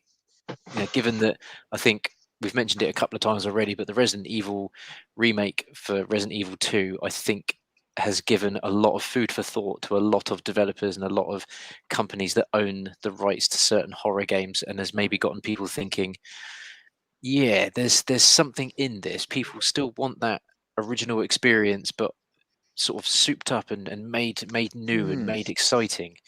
Are there any games out there that haven't had a game or haven't had a good game in their series for a little while that anyone thinks needs to continue, or just flat out needs a completely new remake from the ground up? I would like to see the Forbidden Siren games, the Siren games. I'd like to see them come back, or the Clock Tower games. I'd love to see them remade or remastered. I think a lot of those games are well, not forgot about within the collectors, but for a new audience, those were quite terrifying games as well. And again, the sort of introduction of J horror and K horror and stuff through those games was quite mind-blowing as well. So for me, I thought those very similar to sort of like Silent Hill, and that was kind of, I think they were all kind of out around that sort of same time period, or it had made a resurgence or whatever it was. But the Siren and Clock Towers, they were fantastic games and very, very creepy. And I would like to see them, remade or remastered or whatever, just to sort of, get my hands on a next gen copy or a remake that's not going to cost me, silly money to buy on the PlayStation 2, because they're very expensive to buy. We could probably get a couple of PS5 games for the price of one of them games, But for me, I had a soft spot for those games. And another franchise that I really enjoyed too was Fear. I quite enjoyed that franchise as well. Yes, I thought that was really good. I thought Alma was a creepy little girl, and she done bad things to soldiers and stuff. But it would be good to see that franchise resurface or be remastered. Yeah, Fear, what a good choice. I forget that franchise exists. That specifically that first one. I remember my friend playing on a PC when he was PC gaming, and I definitely was not. And just thinking, wow, this game looks incredible, and playing through it, and that genuinely did have some really good scary moments in it, and it was a cool story as well. It had one of those really typical but very good horror movie endings as well, where you take off on the helicopter and then something happens and you're like, holy shit, that was cool. Excellent. What a really good choice. I'd totally forgotten about that franchise. Mine was is it Legacy of Kain, Soul Reaver, is it? Back on I loved that game. I love them. I would love to see another like redo, just to see what direction they could take it in. But it was a really good game. I loved it back in the day on the PS1. Did you play any of like the original ones, or was it the follow-up ones where you play as you didn't play as Kane, you play as the other guy? I'd like to see both. The original holds more for me, but it was a brilliant game. Brilliant. Yeah, good series. I was trying to think of, because that I know that it's not on the Nintendo 64, but that for some reason I used to always get the Kane series and Shadow Man very confused. I think it was just the front covers at one point were a little bit similar. And I was trying to think earlier about, were there any horror games on the N64 other than Doom 64? And I suddenly thought, Shadow Man, that's probably one. Yeah, I remember the name of the guy in it, because it was Soul Reaver. I try to remember the name of the main character, because he changed from being Kane to the other chap. Just try to remember what his name was. Trying to look at that. You might have to sling it into Google. If anyone knows in the chat, shout out. What's his main character name? Just trying to remember what his name. Raziel. I wouldn't have guessed that if I had Raziel. 1,000 guesses. I think it's pronounced Raziel or something like that. Yeah, no, I always remembered playing the games with him rather than the earlier ones. Yeah, excellent series. Because of everything everyone always says, things come in threes. For me, it's got to be Silent Hill. I would give my left testicle to have a new Silent Hill game, a good Silent Hill game. Yeah, exactly. All my kids are here, so we're all good. But like when Michael mentioned PT earlier, it wet the whistle so badly for what could have come, what could be happening. And now that we're into the era of genuine 4K gaming on consoles with ray tracing and just all that stuff that just comes with the new systems, it's almost criminal that Konami have just kind of sat on this franchise and stopped making other developers who have got a lust for this series to just make games, because it's such a good franchise when it's done right. And some of the latter games are a bit hit and miss, but man, I would love to see a new Silent Hill. There's lots of rumors, and there always is rumors that Silent Hill is either getting there's a rumor that it's getting a remake of the first game, and there's a rumor that there's a continuation of the series happening as well, apparently from two different developers, one of which is the people that developed the Medium. And I've not played that yet, but yeah, Silent Hill for me, it really needs to come back now that Resident Evil has kind of proved that people still love that survival horror, and you can still reinvent yourself and still be true to your original sort of horror roots. I think if Konami don't or at least sell it to someone who's going to give it a go, like, it gets me really wound up and angry, and I'm really hot under this, and it really makes me angry that Silent Hill just doesn't exist. I think you're a bit angry, mate. I think you're a bit angry. I am. Yeah. I'm going to pass over to somebody else before you need to chill out. You need to chill out, mate. Yeah, I'm going to go a little left of field here. Again, going back to Mega Drive. One of my earliest games that I owned was Altered Beast. I think that would have a lot of potential for a remake, but perhaps you could go down a kind of a horrible route with it. Here we've got two big muscular, or they start off scrawny guys, but like me and Ian. And they find these little balls that make them power up, and they become these horrible beasts. There is a storyline, and I think there's like a sorcerer who's taking young ladies. I can't remember what the storyline is, but potentially it could be something quite diabolical. There's a lot in the old Mega Drive library I think that could be revamped, and I think the Streets of Rage remake or Streets of Rage 4 showed me that there's so much that can be done with this old library. And Altered Beast, everyone knows Altered Beast.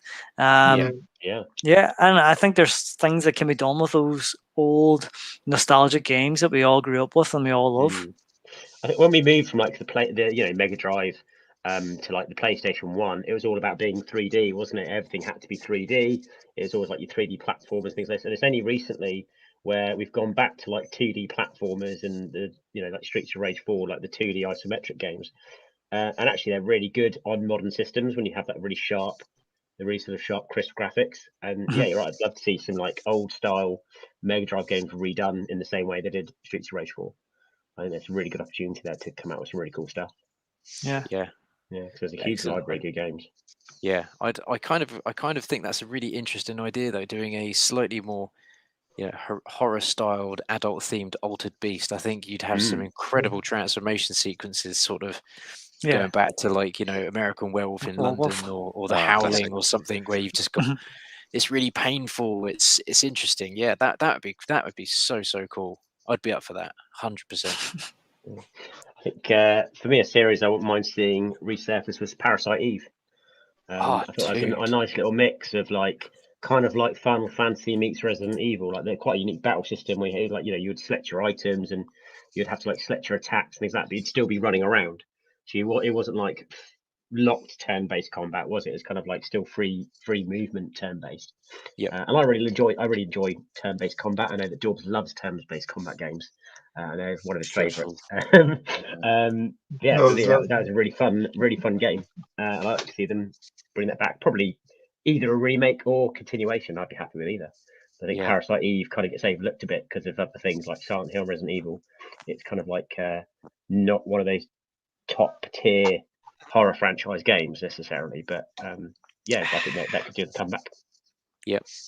Good choice, man. Really interesting choice. I'd love to go back and play Parasite Eve. I might have to see if I can find a ROM of it, because I think picking up the game to be able to play it on the original hardware is expensive. So, yeah, it will be. It will be. I've not played 2 yet. I think I might. Or 2, I don't know. But I played 3 1 and I really enjoyed it. Yeah, I think when we had Retro Rivals on last week, I think we'd come up with the idea that we don't think the first Parasite Eve came out in PAL territory. So I did not. yeah. Well, I played it on a ROM. It's on one of my like Raspberry Pi boxes. Okay. So it's playable. I don't have an actual hard copy of it, but I played a ROM of it. Excellent. I think the one that somebody mentioned earlier, which I think would be just rife for a remake, would be Dino Crisis. I would love to see Dino Crisis now with you know, the graphics that they've sort of managed to pump out on the Resi 2 remake. Just imagine Resi 2 but with dinosaurs. I can't think of anything more satisfying. That would be a really good fun experience. I think another game that would actually do quite well to come back. It's a shame that Dawbs hasn't played it yet. Is Nightmare Creatures. Nightmare Creatures is quite a fun little more hack and slash horror game. That's quite fun. Excellent. And then I will play it. I will play it. Yeah, it's good. It's a good fun game. It's not the best. It's a bit I don't think it's a brilliant game, but it's fun. It's a fun little walk around, hack up some monsters kind of game. Yeah, it definitely had its place. It's one of those games I would love to go back and revisit. It's very cool. I was very jealous when Dawbs won that on Geb's 24 stream. Fantastic. Very good prize there. Well, there you go. There is. Nightmare Creatures. And actually, it's even better that you haven't played it, Dawbs, because now you get to experience that game for the first time. So. Yeah, I need to wire up my PS1, but yeah, there it is there. Yeah. Wow. So I will play that in due course. Excellent. I'll probably do a review. I'll give it my scores.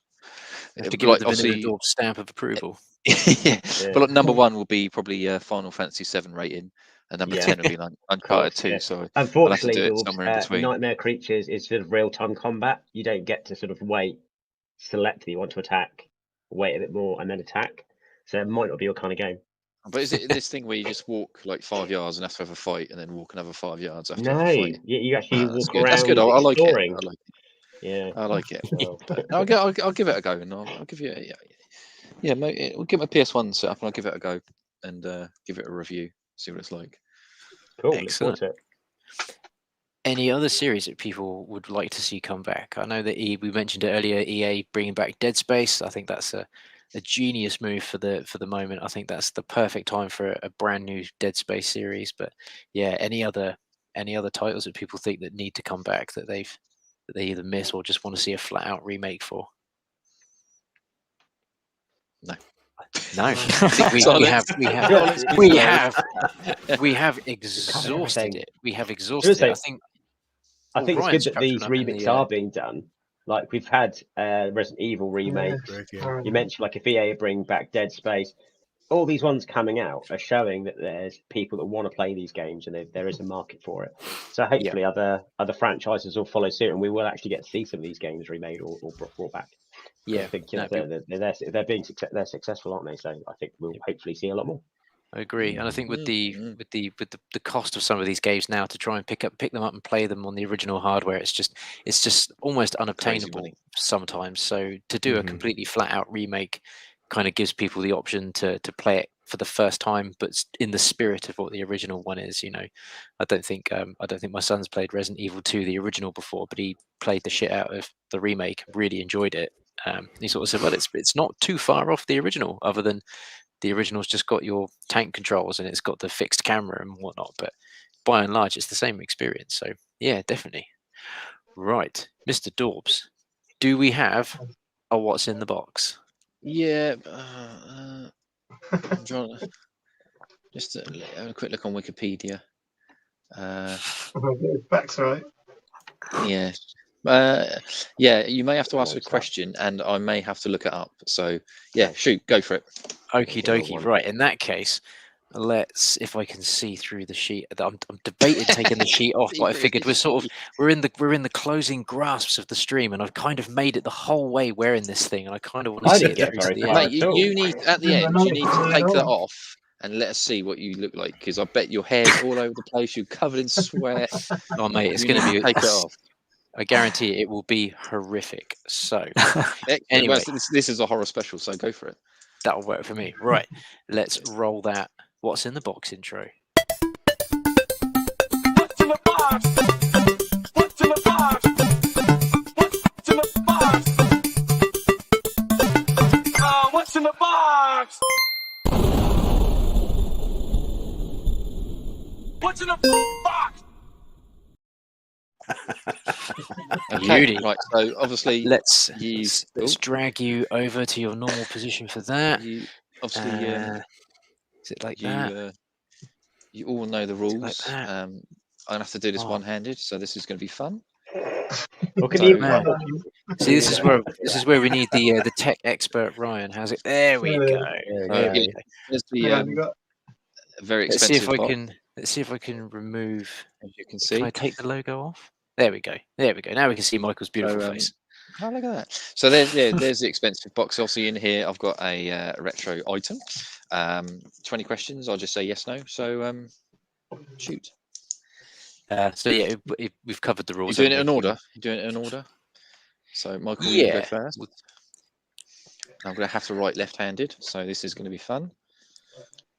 Is it soft? Sorry? Is it soft? Well, I don't know what to say to that. Give it a squeeze and let us know.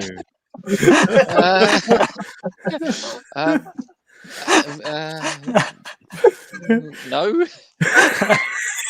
Good to know. Good to know. No one's ever opened it up like that before. No,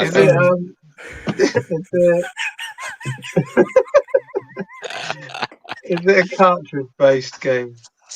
No. Oh, okay. Is it a PlayStation 2 game? No. Oh, stupid! They should have said disc. You've just assumed it's a game. Yeah, I'm going to ask: is it a game? Yes. It was a good assumption on my part then. It was, but yeah, let's narrow it down. Is it from the horror genre? Good. Oh, yes. Oh, of course. Michael's next question: is it Harry? I am. Check in Wikipedia, and yes. Not cool. Has it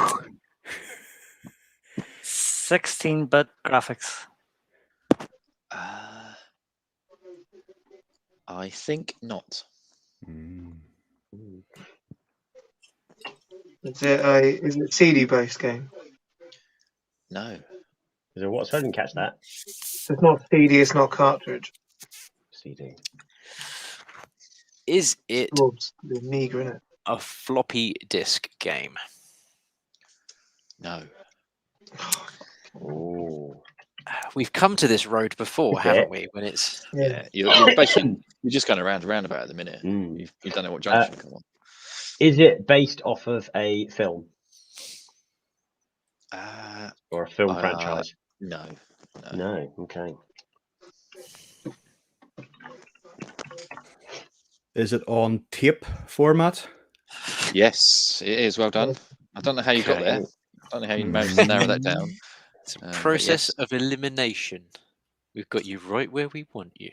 It's a horror tape game that's not based off a film. Fucking hell.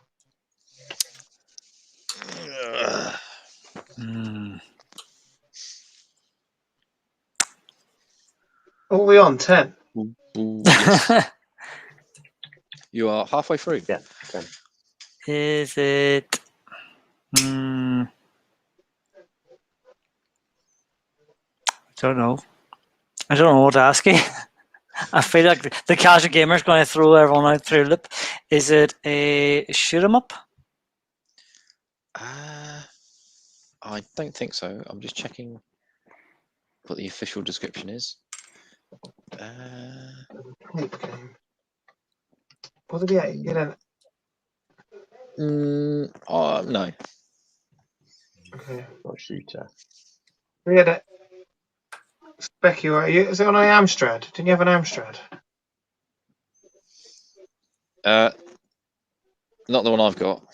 Oh, fuck. I've got no idea. Is it a Commodore game? Yes. Okay. So we've narrowed it down to the system. Right. But what Commodore is it? Plus 4, VIC-20, Commodore 64. We haven't narrowed down the actual system yet. Oh man. Commodore 64. Yes, Tim. Well done. We appear to have lost Ian, so we shall go straight back up to Michael. I'll see if Ian pops back in. We'll add him straight one back by in. one. So what do you know? It's a Commodore game. It's a horror game. Commodore game is horror. You don't It's have not to a put the movie franchise yet. It's not based on. I mean, I'd Yeah, imagine so the it's Commodore. not based on a movie. It says not. No, no. Was there a arcade version? Good shout. Yes. And I will give you a bit of trivia. Okay. This particular game, where I used to go to Cowplain Social Club, the actual arcade was broken, so you didn't have to put any money in it, and you can play it for free. So there's a little bit of trivia for this game. Not that that helps you. Thanks. Not that that helps you, but a little bit of trivia for you there. So Yeah. it should really be added to the IMDb page for this game. But right, you're at 15. You've got 5 left. It is a tough one. This one. It is a tough one. So, oh man, I'm genuinely. Anyone in the chat? Let's have a look. Have a look, see if anyone in the chat's got any ideas. Okay.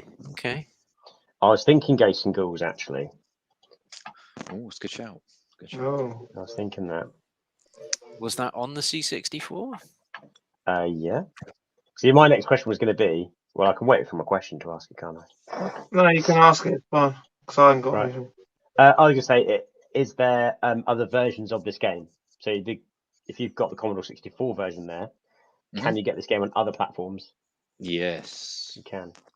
So it could be Ghosts and Ghouls and Ghosts, or it could be. Yeah. Is that a question? I've had my turn, so someone else can ask that question, Tim. How many questions we got left? You got 4 left. 4 left. Okay. All right. Let's go for broke with Ryan's, because if Ryan suggests it, I'm going to still say it counts because he is part of the RGR team. Yeah. Is it Ghosts and Ghouls?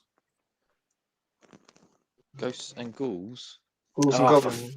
No, Ghouls and Ghosts. Ghosts and Ghouls. No, it's not Ghosts and Ghouls. No. Right. Is it somebody else says? Is it Ghouls and Ghosts? Is it Ghouls and Ghosts? Yeah. No. Oh! Oh, Why? for fuck's sake. Oh. Come on. I really thought that was it. Rubbish, shouldn't I really did. Oh, How many questions we got left? You got 2 left. So it's a Commodore 64 game. It is available on other platforms. Is there a picture of a castle on the box? Oh, that's a good one. I will actually narrow it down. Not on the one I'm looking at. Right, you got 1 left. Right. Anyone got any ideas? The only thing I can think of, since we've only got 1 left, so we could get this very wrong or very right. Let's go for broke. Is it Ghosts and Goblins, or Ghosts and Goblins, however you want to pronounce it? Well, how are you going to pronounce it? Which one are you going for? No, because you're going to be really, really pernickety, and it means exactly the same thing. So, which one do you want to go for? You got 50-50. It is 50-50. So on the hang on. What have we said? We have said NES, one of them already. Yeah, because on the NES. You said Ghouls and Ghosts, and I said Ghosts and Ghouls. This is tough. Because they are actually names of the games, though, as well. Those games, that version of the game does exist. So on the NES, I believe it is Ghosts and Goblins. Yeah. Are you sure about that, Oliver?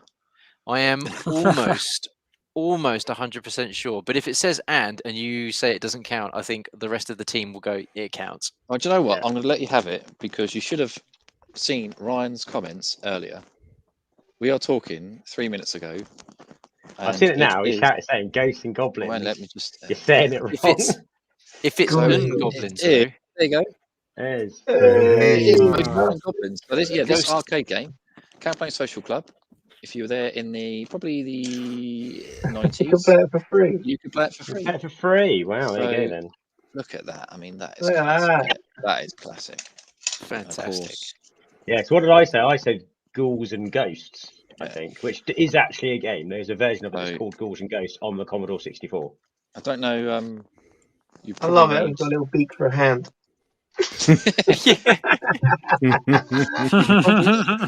You probably need. That's interesting. How many different versions of it are there? There's Ghouls and Ghosts, Ghosts and Goblins. I don't know. It's only if you've got a microscope handy, but if to read the instructions, you need a microscope. I mean, look at that. That's ridiculous. You could give yourself eye strain. Look at those. So yeah, well done, Ryan. We'll give that to Ryan. These Wally brains didn't get it straight away. Wally we brains. did kind of get it. See, look, Ryan's counting it as a win for us. Right. Ryan's a team player. He's a team player, Ryan. He's not. He wasn't. You know, because he said on the stream when he got it right that he's going to go solo. Yeah, for him. Yeah. To be be fair, I was thinking about that game, and I was trying to whittle it down to see if that was a viable answer when it popped up in the chat. So close. I was kind of on the way there. Yeah. And what I did actually say, well done, Ryan. Ghosts and Ghouls and Ghosts, which I think is pretty close.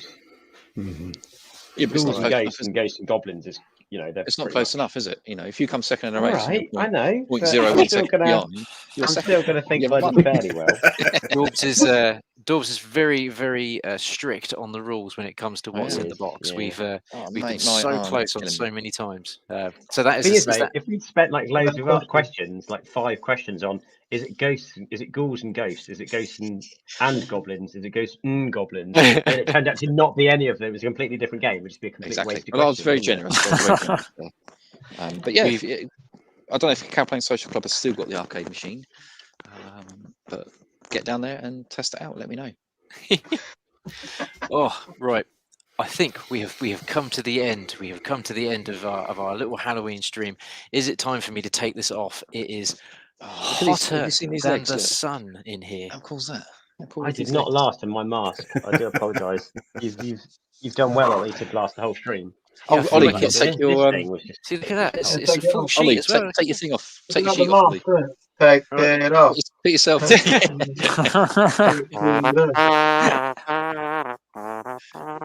Oh my god! Right.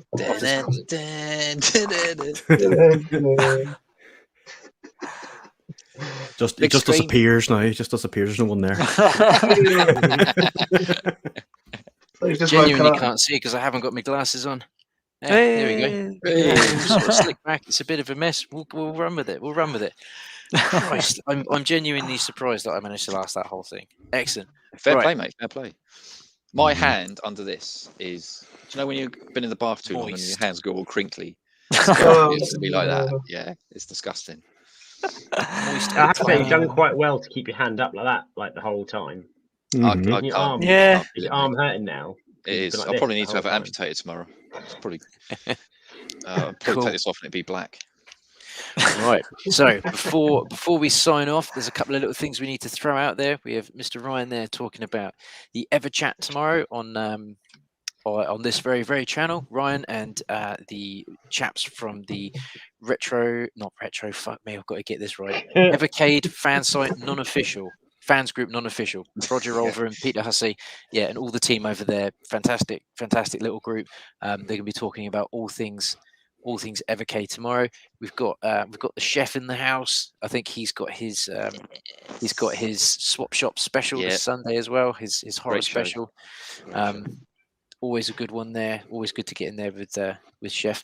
And Michael and Ian, thank you so much for joining us tonight. It's been an absolute pleasure to have you on. You guys are absolutely fantastic. We're big fans of the channel. We love your videos. It's for anyone out there who maybe hasn't come across your channel before. If you want to throw some plugs out there as to what it is that your channel's about and where they can find you and all that good stuff. Yeah, we are the Polterguys and we are on YouTube. Our channel is reviewing and critiquing and recommending horror films on streaming platforms. And since we are now back at the cinemas or the theaters, whatever you want to call it, we are throwing in some movie reviews from what's in the cinema. Michael, anything else I haven't mentioned? Yeah, we like to do deep dives. If you haven't seen our channel before, our good friend Ollie joined us a few weeks ago. We dug in deep to The Exorcist, everything about it. We jumped into the characters, the story. Why is it scary beyond what you see on screen? Sometimes it's beyond the visual effects, and we'd like to dive on deep. So we get into a lot of analysis, which can be cool. We try and through the channel, but like this one, a couple of guys at the pub having a chat about horror. But yeah, that's us, the Polterguys on YouTube. Look us up. And again, Ollie and everyone else, the gang, thank you so much for having us on here tonight. We don't talk video games too often, so it was a great opportunity to come up here and talk about some of the things that we loved. We love talking nostalgia. So thank you for the opportunity. We had a blast, and we really appreciate it. Big fans of your channel too, so thank you so much. Huge fans, and we will be in touch with Mr. Dawbs and Emu there, because we are going to be lining up a Lost Boys stream. Yes, so we will be getting greatest film ever. You're getting Mr. Dawbs on the stream hopefully very shortly, very soon. And just reiterating what Michael was saying there, thanks for having us on, guys. Really appreciate it. We don't chat about video games and stuff, so it's good to get that off our chests. And your channel is awesome, and we love everything that you do. Thank you so much. We'll hopefully look to have you guys on again in the future, because there's always stuff to talk about. It doesn't always have to be horror related. If you guys just want to chat games, we'll definitely look to get you on in the future. We've alluded that there might be some Christmas stuff that we're going to try and put together. No idea how we're going to do it, but we're going to figure something out. So at minimum, we're going to get a lot of people involved in this Christmas thing. So everyone, keep your eyes peeled. I'm going to do this purely because Ryan did it last week and it really took me by surprise. Bam! Yeah, I mean, what is it? I like Ryan's just put a comment on if James is still at the pub. We've not had an update for him for quite a while, so he's probably yakking up in the toilets, I'd imagine. Look after yourself, Mr. James. I like James, good lad. He is really good. He is really good. He's going to drink us all under the table at this games convention next year. I can see it. It's going to happen. 100%. Thank you, everyone who's been watching and chucking all the great stuff in the chat. As always, it's been really enjoyable. If you don't already subscribe to our channel, please give it a little cheeky subscribe. Give it a thumbs up, a thumbs down. We're not really bothered. Thumbs up, thumbs down. It still pushes up in an algorithm, so we're all happy with that. And just once again to the Poltergeist, thank you so much for joining us, and we will see you all very soon. Good evening. Good night. Good night.